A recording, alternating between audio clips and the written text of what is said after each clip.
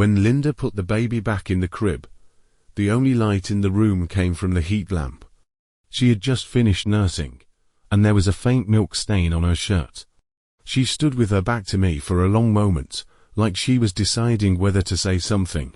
I was holding a half-cold cup of black coffee, watching her shoulders tremble a little. She finally turned around. Her eyes weren't avoiding me, they were just tired. The kind of tired that stacks up after several nights without real sleep. She said, "I want to tell you something." Her voice was soft, but I knew it wasn't something ordinary. I set my cup on the table next to the baby monitor. The baby had just fallen asleep, breathing slow and steady. I didn't know what Linda was about to say, but the air that night felt tight in a quiet way, like someone unseen was holding their breath in the corner.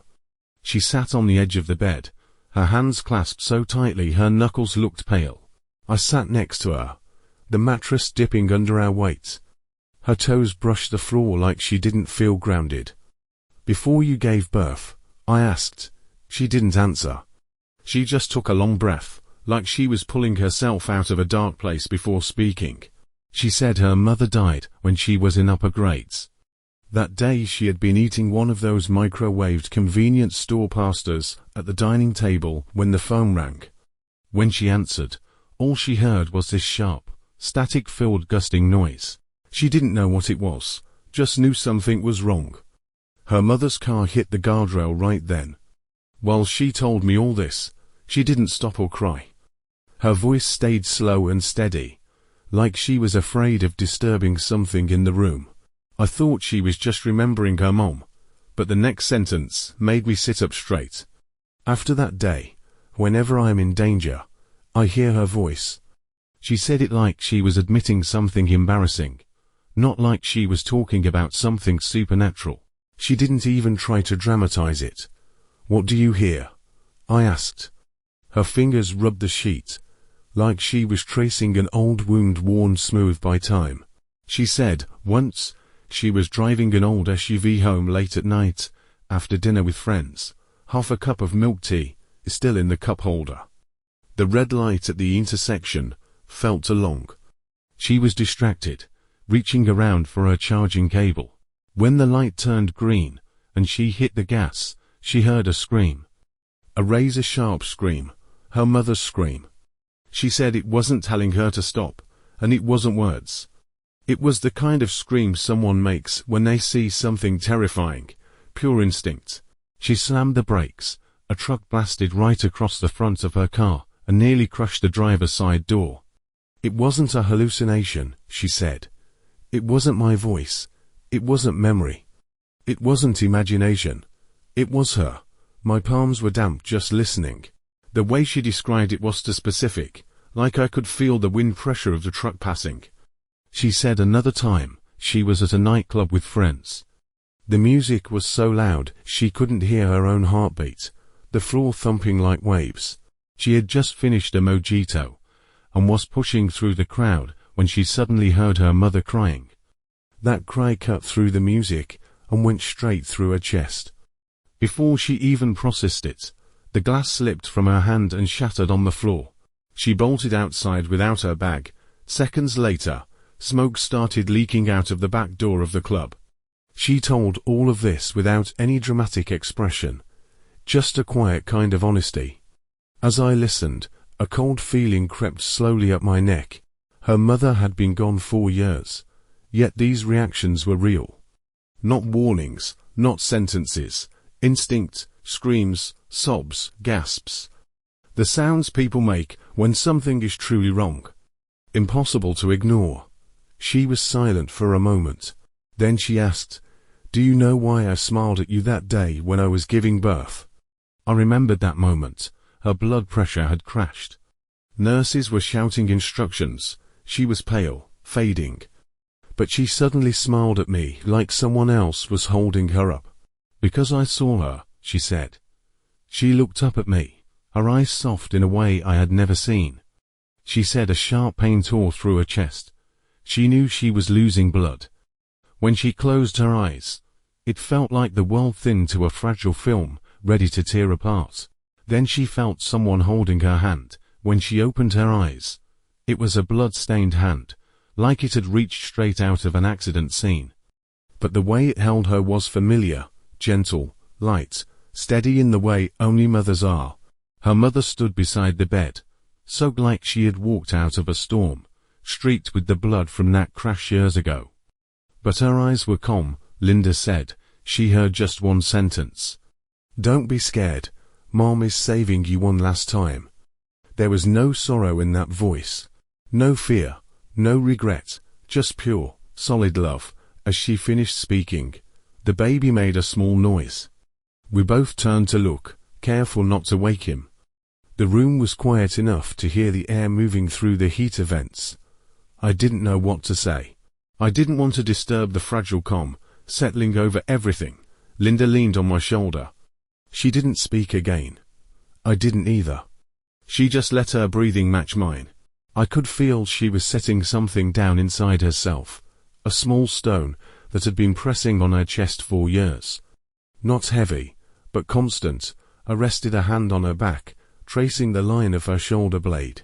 Her body softened like she was finally setting down a burden she had carried too long.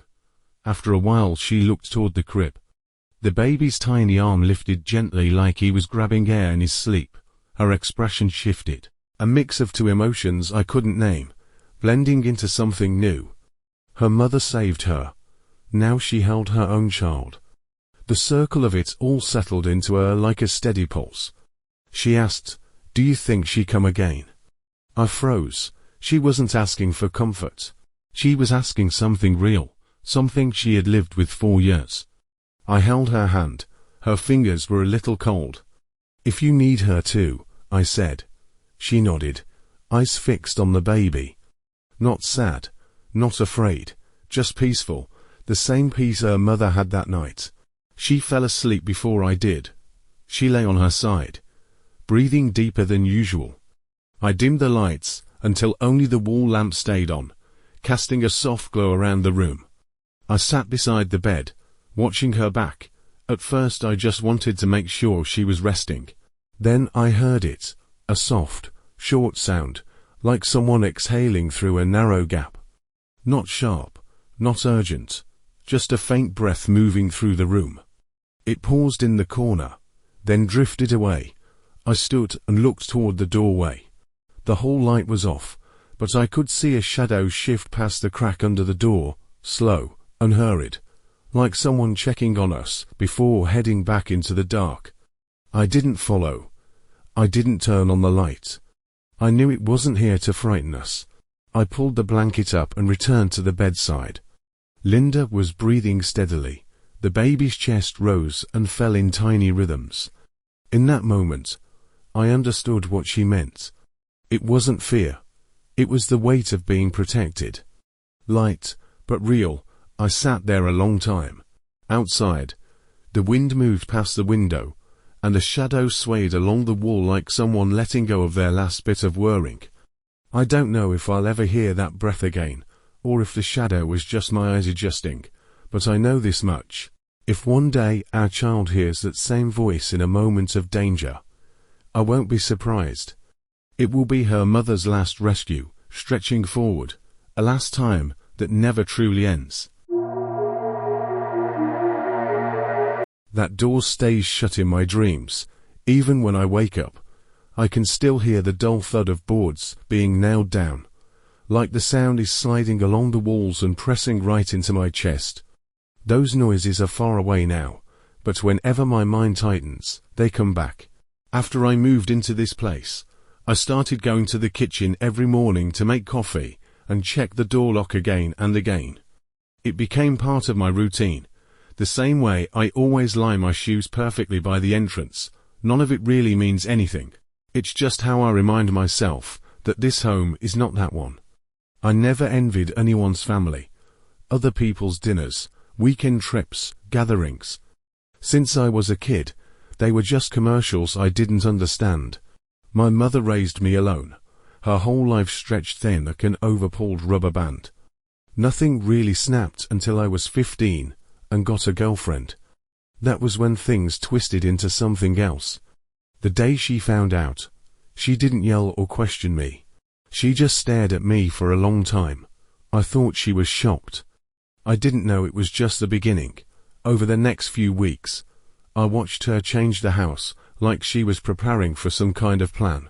She replaced the thin white curtains with thick dark blue ones that blocked out all the light, turning the living room into an early night. The next day, she drilled into the hallway walls and stuffed in pale soundproofing material, quiet but focused. She even measured the door frame at the side several times, like running scenarios in her head. Then she actually started nailing boards. When I heard the first nail go in, I froze. By the time I ran to the entryway, she had already crossed 3 boards over the door, leaving only a small gap at the bottom where a plate could slide through. She turned to me with that soft, unnatural smile she'd been wearing a lot then. She said, "This way, we'll never be apart." Right? I couldn't answer. My throat felt filled with dust. I watched her hammer the last nail. Once all the boards were set, the house grew even quieter. Curtains drawn, walls padded, doors sealed, no air moving. Standing in the middle of the living room, I felt like even my breathing got stuck to her words. A few days later, my toolbox disappeared. So did the old phone I hid behind the bookshelf. That night's dinner slid through the gap in a ceramic dish, scraping against the wood on its way in. That sound felt like a message: the exit no longer belongs to you. I ate slowly, thinking the same question over and over. When did she start getting this strange? Was it some random day I came home from school, and she was already watching me from some corner? Watching who I talked to, how I smiled. Did she decide that, if she sealed the world shut, I'd eventually only have her? The next morning, I tried pushing the boards for the first time. They didn't budge. The nails were sunk so deep it felt like she wanted to stitch the house into the foundation. I knew if this kept going, I'd be trapped, not metaphorically, literally. I began hiding food, sliding a cup of water under the bed, acting obedient during the scraps of time I had. She'd watch me wash dishes, fold her laundry, or suddenly place a hand on my shoulder like a reminder. I stayed calm and kept waiting for a crack in a guard. It came out of nowhere. Late at night, I heard a car passing outside. And it hit me. If I could loosen even a corner of those boards, just enough, maybe someone would notice. While she was asleep, I crept to the door. My fingers found a tiny lifted edge on one board. I tapped it with my knuckle, just light enough that she wouldn't hear, but sharp enough for someone outside to notice. Seconds later, the car stopped, footsteps approached. A shadow fell across the bottom gap. I took a breath and shoved the board with everything I had.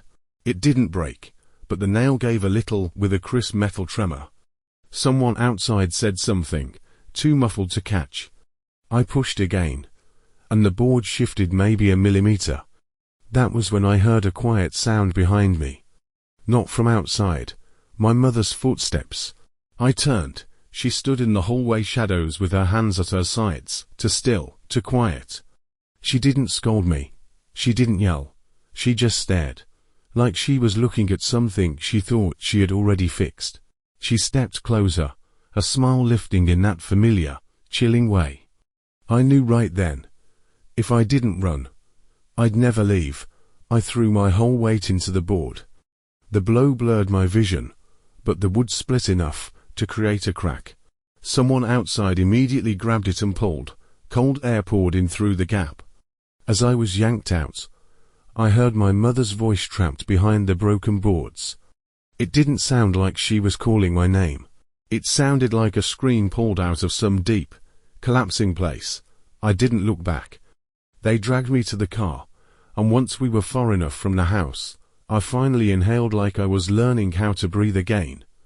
That was the last time I saw that place. I moved several times after that, but it doesn't matter where I live. I always check the door to make sure it opens. I always leave some lights on at night. Sometimes I wake up at dawn with my heart pounding like the memory of fists hitting wood. People ask why I don't go back to get my things or at least sort out the house. I just shake my head. Those sealed days aren't something a building can contain anymore. I won't go back. I don't need to. Surviving was already everything I had left to do.